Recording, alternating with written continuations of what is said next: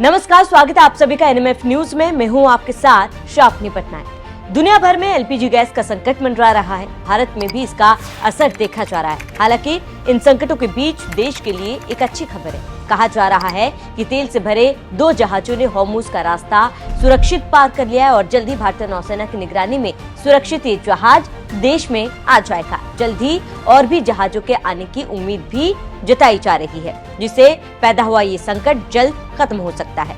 आपको बता दें कि प्रधानमंत्री नरेंद्र मोदी ने अपने मन की बात में साफ कहा है कि सरकार पूरी तरीके से, पूरी मुस्तैदी से काम कर रही है और पूरी तरीके से तैयार है। अगर देश में आने वाले समय में कोई भी किसी भी तरीके का कोई भी संकट आता है तो देश इसके लिए पूरी तरीके से तैयार है। दरअसल भारतीय जहाज वाले 3 LPG tanker Green Sanvi, Green Asha और जग विक्रम वो जहाज है जो जल्द देश पहुंचेंगे। खास बात यह है कि अब तेल से लदे जहाज भी भारत आने को तैयार है। इसके लिए भारत ईरान को कोई भी टैक्स नहीं दे रहा। ईरान के भारतीय जहाजों को हॉर्मुज से सुरक्षित गुजरने की अनुमति भी दी गई है।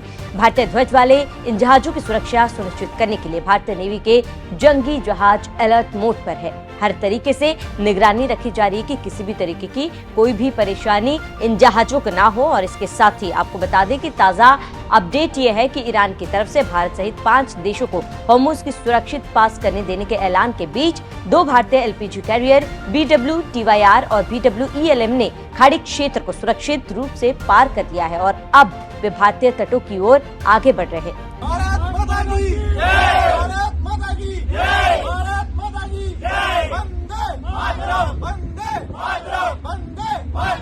इनमें से लगभग 94,000 मीट्रिक टन एलपीजी कार्गो लदा है। खबर के मुताबिक इसे भारतीय नौसेना एस्कॉर्ट कर रही है, जिसका वीडियो भी सोशल मीडिया पर जमकर वायरल हो रहा है। इस वीडियो में आप देख सकते हैं कि किस तरीके से इन जाबाज लोगों के अंदर उत्साह साफ तौर पर देखा जा रहा है। आपको बता दें कि बंदरगाह, नौवहन और जलमार्ग मंत्रालय द्वारा जारी एक बयान के हिसाब से BW TYR मुंबई की ओर से बढ़ रहा है और इसको 31 मार्च को पहुंचने की उम्मीद जो है वो लगाई गई है। और इसके साथ ही BW ELM न्यू मैंगलोर के रास्ते में है और इसके 1 अप्रैल को पहुंचने की भी उम्मीद है।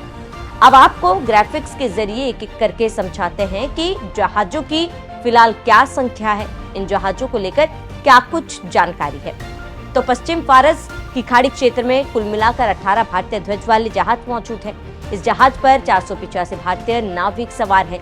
जहाज मालिका RPSL एजेंसिया सक्रिय है। सुरक्षित जहाज के पास के लिए ईरान भी लगातार मदद कर रहा है। बता दें कि खाड़ी क्षेत्र में काम कर रहे भारतीय जहाजों और नाविकों की सुरक्षा और संरक्षा सुनिश्चित करने के लिए सभी जरूरी कदम उठाए जा रहे हैं। बयान में ये भी कहा गया है कि इस क्षेत्र में मौजूद सभी भारतीय नाविक सुरक्षित हैं और पिछले 24 घंटे में भारतीय ध्वज वाले किसी भी जहाज से जुड़ी कोई घटना सामने नहीं आई है। इसका मतलब जल्द ही 2 जहाज तेल से भरे हुए भारत पहुंचेंगे और जो अफवाहें भारत में फैल रही है गैस सिलेंडर के खत्म होने को लेकर, एलपीजी गैस को लेकर, उन अफवाहों में भी विराम लगेगा, क्योंकि अब आसानी से एलपीजी गैस उपलब्ध हो सकेगा। हालांकि भारतीय सरकार की तरफ से कई मौकों पर ये साफ कहा गया है कि फिलहाल स्थिति कंट्रोल में है और अगर आने वाले समय में स्थिति अगर बिगड़ने की भी संभावना है तो उसके लिए भी, उस परिस्थिति के लिए भी भारत सरकार तैयार है।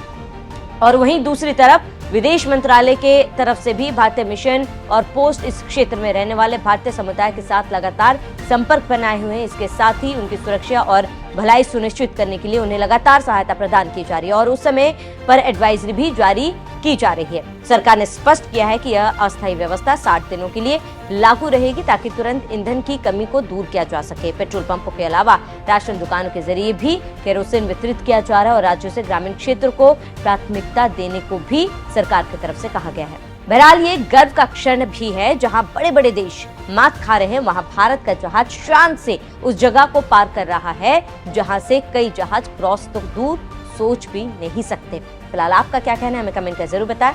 सत्या बने रहिए एनएमएफ न्यूज के साथ।